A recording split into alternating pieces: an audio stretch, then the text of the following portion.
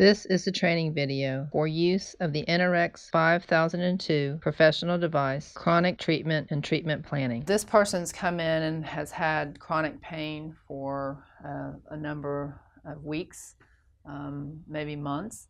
And so they've done lots to try to get this knee pain down, but they're unable to do that. And so the approach with the InterX would be to not get on that knee because the knee is probably swollen. There might be some underlying conditions. The pain is, again, chronic, so they've tried different things and it's not working. So the approach here is I'm using two devices because I have two devices in my clinic.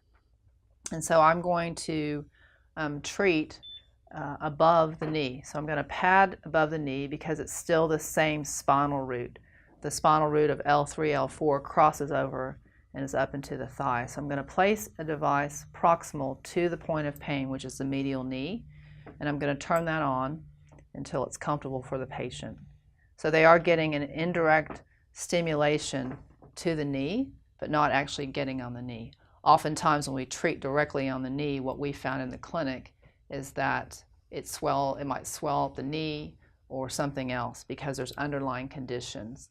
So we don't touch that side, but I will come to the opposite side, which is the spinal root relationship.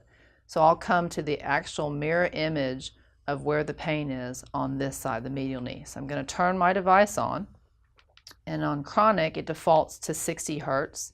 If the person was extremely hypersensitive, whether it's on that knee or even to touch on this knee, I would use 15 Hertz. If you're in the sport mode, the device defaults to 360, the red. How it takes you to 240, but I'm going to try to get more selections. So I'm going to hit that target and it gives me 3 other selections.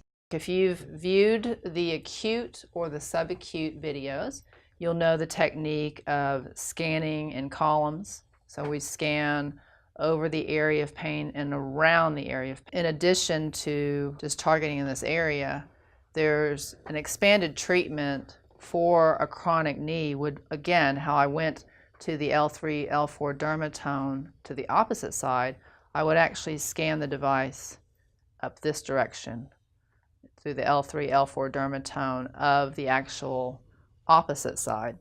And I would go all the way up the L3, L4 dermatome. For continued treatment beyond the first day or in the next session, you would work on the face. And you can view that video.